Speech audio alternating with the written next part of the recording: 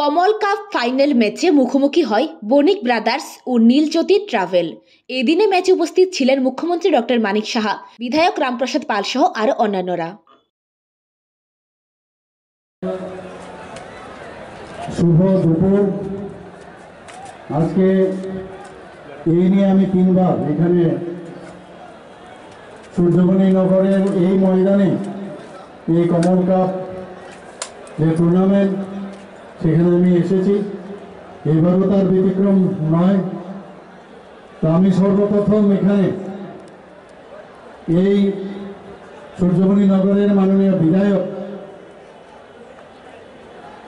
ওনাকে আমি ধন্যবাদ দিতে চাই, কারণ ওনার কারণেই এই ধরনের টুর্নামেন্ট এবং ওনার মস্তিষ্কের থেকে এই ধরনের একটা আইডিয়া এসছে।